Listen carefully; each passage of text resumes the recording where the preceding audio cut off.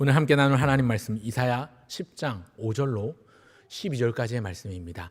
큐티책 복 있는 사람에서는 이사야 10장 5절부터 19절까지의 말씀인데요, 오늘 12절까지만 함께 교독하도록 하겠습니다. 이사야 10장 5절부터 12절까지 교독하도록 하겠습니다.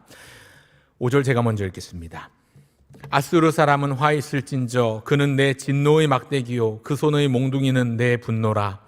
내가 그를 보내어 경건하지 아니한 나라를 치게 하며 내가 그에게 명령하여 나를 노하게 한 백성을 쳐서 탈취하며 노력하게 하며 또 그들을 길거리에 진흙같이 짓밟게 하려 하거니와 그의 뜻은 이같지 아니하며 그의 마음의 생각도 이같지 아니하고 다만 그의 마음은 허다한 나라를 파괴하며 멸절하려 하는도다. 그가 이르기를 내 고관들은 다 왕들이 아니냐.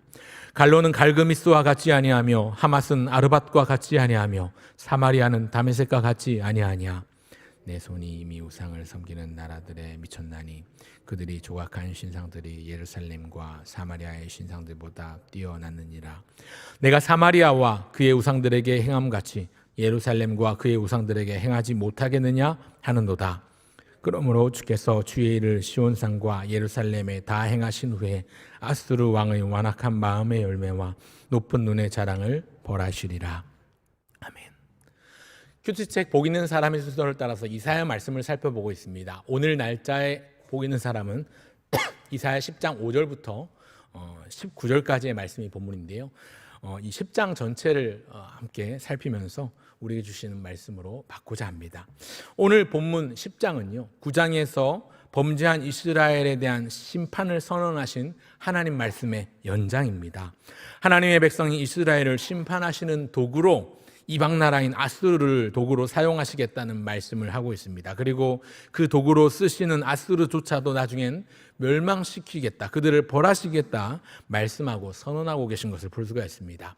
오늘 본문을 통해서 우리가 교훈받아야 될 내용이 무엇인가 크게 세 가지로 말씀드리고자 합니다. 첫째, 방심 말라, 교만 말라. 방심하지 말라, 교만하지 말라 입니다. 하나님께서 이스라엘 백성을 심판하는 도구로 이방 나라인 아수르를 도구로 사용하시기로 작정하십니다. 구약시대에 범죄하고 타락한 이스라엘 백성을 심판하시는 하나님은 이방 나라인 아수르 제국을 그 진노의 막대기로, 분노의 몽둥이로 사용하십니다. 5절에 그 아수르를 두고서 내 진노의 막대기요 그 손의 몽둥이는 내 분노라 말씀하고 있지요. 하나님께서 택하신 자기 백성 이스라엘을 심판하시는데 우리 생각에는 훨씬 더 경건하고 더 하나님 앞에 충성된 자들을 사용하실 것 같은데 하나님은 오히려 하나님 모르는 엉뚱한 우상을 섬기는 이방 나라를 도구로 쓰십니다. 여러분, 우리 하나님은요 인간의 생각을 넘어 우리의 이성과 상식과 합리적인 사고 안에서 일하시기도 하지만 그것을 초월해서 일하시기도 하십니다. 하나님의 뜻을 이루시기 위해서라면 어떤 방법이든, 때때로 인간의 지혜로는 이해되지 않고 납득되지 않는다 하여도 하나님은 반드시 자기의 뜻을 이루시고 성취하시는 분이십니다. 실제로 북이스라엘은 이 말씀대로 주전 722년에 아수르에 의해서 멸망을 당합니다. 하지만 여러분, 우리가 읽고 있는 이 선지서 이사야서는요, 선지자 이사야가 남유다에서 활동했던 선지자임을 기억해 본다면 이것이 아직 망하지 않은 남유다 백성들에게는 하나님께서 올려주시는 경종과도 같습니다. 옆에 있는 사람을 지목하면 그 옆에 있는 내가 가슴이 두근두근 하겠죠. 긴장을 하겠죠. 이스라엘은 패역했고 하나님을 등지고 배역하고 타락했고 교만했습니다. 하나님을 주인으로 섬기지 않았고 하나님 외에도 여러 우상을 섬기며 산당을 만들고 사탄의 권세에 놀아나며 죄의 종노릇을 했습니다. 남유다를 견제하기 위해서 애국과 손잡았으며 그래서 하나님께서 그들을 벌하시고자 막대기로, 몽둥이로, 회초리로 아수르를 들어 쓰십니다.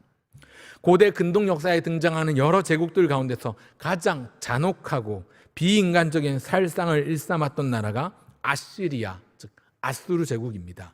하나님은 아수르를 자기 백성 이스라엘을 치는 회초리로, 분노의 몽둥이로, 그들을 징계하시는 진노의 막대기로 사용하십니다.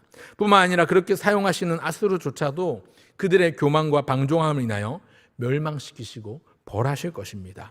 12절을 보니까 그러므로 주께서 주의 일을 시온산과 예루살렘에 다 행하신 후에 아수르 왕의 완악한 마음의 열매와 높은 눈의 자랑을 벌하시리라 이렇게 말씀하고 있는데요.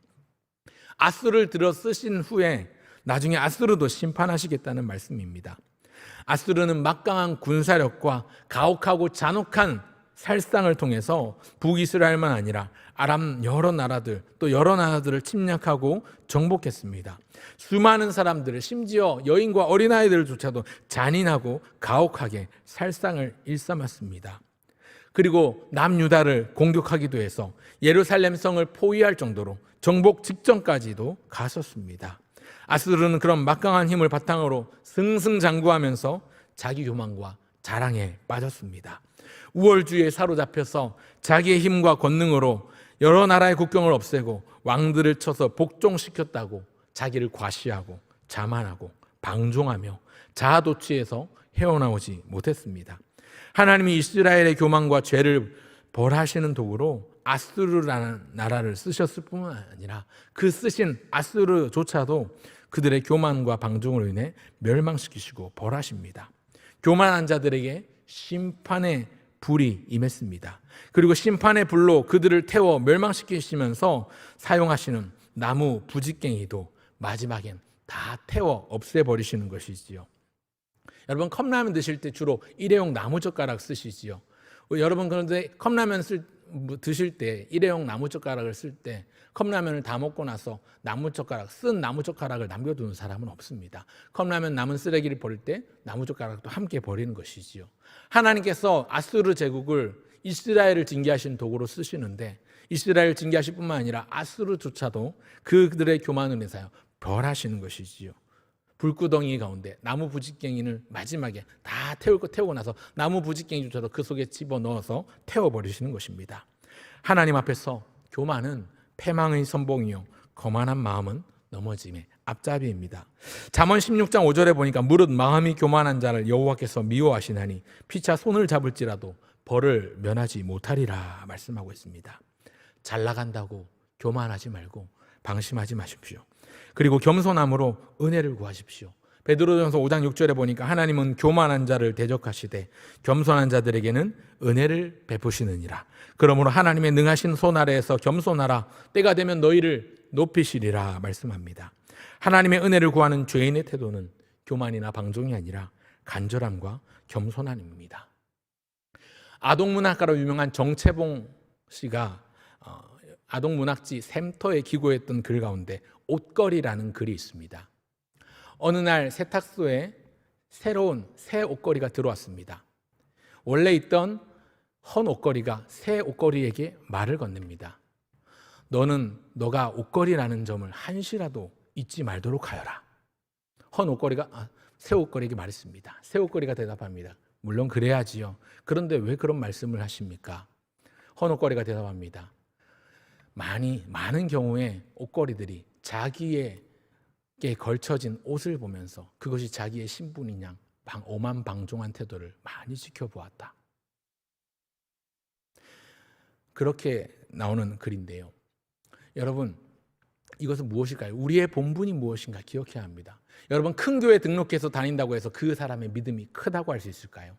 작은 교회에 등록해서 작은 교회를 섬기는 사람이 작은 믿음을 가졌다라고 평가할 수 있습니까? 사람은 보이는 것으로 사람을 판단하거나 정죄하거나 평가하고 비판하는 자리에 섭니다. 하지만 우리 하나님은 다 아시지요. 비록 작은 교회에 섬길지라도 그 사람의 믿음을 하나님은 보십니다. 큰 교회 다닌다 할지라도 어깨 힘주고 목에 빳빳하게 다닐 수 없는 이유는 하나님께서 그 사람의 마음의 실체, 그 믿음의 중심을 보시기 때문입니다. 우리 모두는 하나님의 은혜가 필요한 죄인입니다. 죄인의 태도는요, 하나님의 은혜를 구하고 간절하게 겸손함으로 나아가는 것이지요. 교만하거나 방종하거나 방심해서는 안 되는 것입니다. 오늘도 간절함으로 겸손함으로 은혜를 구하며 나가시기를 간절히 바랍니다. 그런가 하면 오늘 본문이 주는 두 번째 교훈은요, 은혜에 감사하라. 어떤 은혜에 감사하는가? 우리를 깨우쳐 주시는 은혜에 감사해야 합니다. 이스라엘은 하나님 앞에 범죄했고 헛된 제사를 드리며 토색한 제물을 드렸습니다. 이미 살폈지만 이사야 초반부에 나오는 것처럼 하늘이여 들으라, 땅이여 귀를 기울이라 말씀하면서 경고하고 탄식했던 이사야의 탄식이 무엇입니까? 이스라엘 백성들이 하나님 앞에 제물을 가져오고 제사를 드리지만 그들의 제물은 토색한 것, 헛된 것이요, 그 하나님께서 그들의 제물을 기뻐하지 않으시고 그들의 제사를 받지 않으셨습니다. 하나님이 탄식하시길 너희는 내 전 마당만 밟을 뿐이니라 라고 탄식하실 정도입니다. 하나님을 섬긴다면서도 우상을 겸하여 섬겼고, 하나님을 주인으로 모시기보다 자기 스스로 주인이 되어 욕망을 따라 자기 마음의 원함을 따라 쫓아 살았습니다. 그런 그들을 하나님은 좌시하지 않으시고 아수르라는 무시무시하게 압도하는 무력과 잔인한 폭력으로 그들을 치시기로 하셨습니다. 그리고 이스라엘은 멸망당하지요. 이렇게 이스라엘에게 무시무시한 일을 행하신다는 경고의 말씀을 유다 백성들에게 주시는데, 남유다 백성들은 그것을 반면교사로 삼아서 같은 죄를 범하지 않았어야만 했습니다. 하지만 유다 왕 아하스는 아수르와 동맹을 맺고 애국과도 화친을 청하려고 했고, 나름 견제를 하고 외교적인 노력과 국방을 튼튼하게 하는 자구책을 마련했습니다. 하지만 하나님을 의지하지 않았고 자기 소견에 오른 대로 자기가 주인이 되어 자기 마음의 원함과 자기의 생각대로 움직이는 모습을 보였습니다.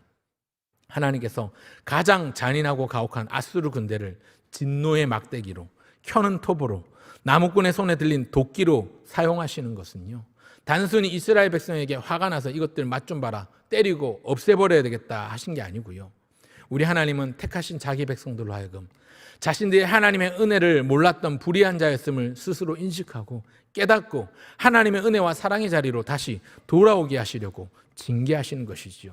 그 징계의 도구로 아수르를 쓰십니다. 부모가 있으면 사랑하는 자녀들을 위해서 사랑의 회초리를 드는 것이지요.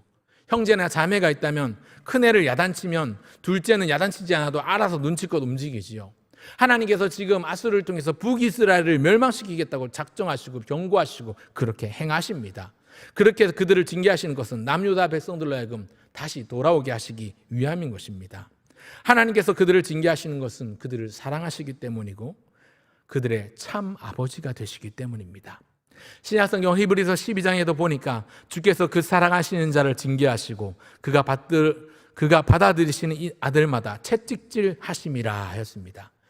그래서 징계는 다 받는 것이거늘 너희에게 없으면 사생자요 친아들이 아니니라 하시며, 무릇 징계가 당시에는 즐거워 보이지 않고 슬퍼 보이나 후에 그로 말미암아 연단받은 자들은 의와 평강의 열매를 맺느니라 말씀합니다. 하나님께로 돌이킬 기회를 얻는 것 자체가 은혜입니다. 왜 그렇습니까? 여러분, 세상엔 두 부류의 사람만이 존재합니다. 들킨 죄인과 들키지 않은 죄인, 드러난 죄인과 아직 드러나지 않은 죄인입니다. 의인은 없나니 하나도 없고 모든 사람이 죄를 범하여 하나님의 영광에 이르지 못하였습니다. 그래서 모든 사람은 죄인입니다. 그런데 하나님께서 주신 믿음을 주신 택함 받은 자들은 자신이 죄인임을 자각하며 하나님 앞으로 나와 예수 그리스도의 십자가의 은혜를 바라보며 구원의 길로 인도함 받을 수 있게 되었습니다.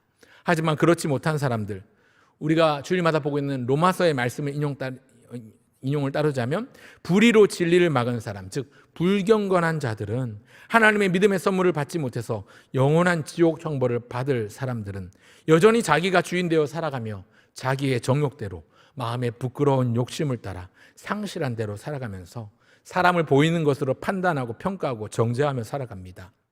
우리 하나님은 말씀을 통해서 과거 이스라엘 민족의 역사와 실패 속에서 오늘 살아가고 있는 우리에게 참 길을 제시해 주십니다. 바로 길이요 진리요 생명이신 예수님을 바라보고 붙잡는 것입니다. 그분의 십자가 은혜에 감사함으로 나가시길 바랍니다. 하나님은 우리의 공로나 우리의 자격이나 우리의 어떤 조건을 보시지 않고 예수 그리스도의 십자가의 피, 그 보혈의 은혜를 보시고 우리를 택하셔서 구원하시는 주님이십니다. 그 주님을 바라보실 수 있고 그 주님께 감사하시는 우리 모두가 되기를 바랍니다. 마지막 셋째, 오늘 본문을 통해서 교훈받을 수 있는 것은 무엇입니까? 도끼가 아니라 나무꾼을 보라. 은유적이고 문학적인 표현이라고 할 수 있겠지만, 여러분, 심판의 도구인 도끼를 바라보지 말고 그 도끼를 붙잡고 있는 나무꾼, 그 나무꾼의 손을 보라는 것입니다. 아수르를 심판의 도구로 사용하시는 하나님의 손, 보이지 않는, 그러나 역사의 배후에서 그 모든 역사를 주관하고 이끌고 계신 하나님과 일하시는 그 하나님의 손을 바라보아야 합니다. 여러분, 우리가 믿고 섬기는 하나님은요, 우리가 사도신경으로 매주마다 고백하고 있는 것처럼 온 천하 만물 우주 삼라만상을 말씀으로 창조하신 전능하신 아버지, 천지의 창조주이십니다. 창조하셨을 뿐만 아니라 섭리하시고 운행하시는 섭리주가 되십니다. 그 주님은 마지막 날 우리를 심판하실 심판주로 재림하실 재림주가 되십니다.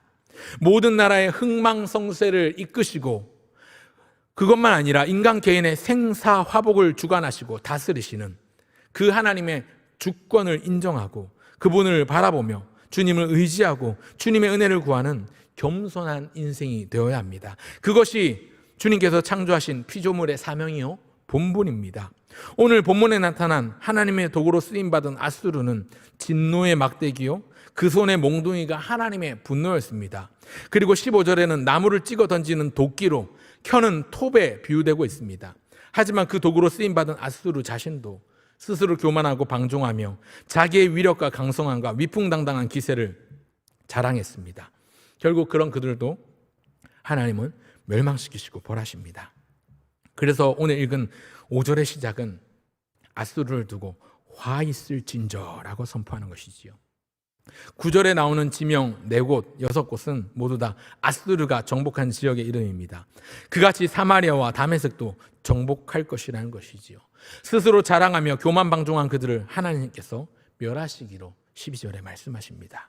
그리고 이 말씀은 주전 722년에 북이스라엘이 멸망하고 나서 약 20년 정도가 흘러서 주전 701년에 바벨론에 의해서 아수르가 멸망을 당하면서 성취되고 이루어지게 됩니다. 오늘 본문에서 오늘을 살아가는 우리가 교훈받아야 될 중요한 메시지 마지막 3번째는요, 바로 세상의 모든 것이 하나님의 뜻대로 이루어진다는 사실입니다.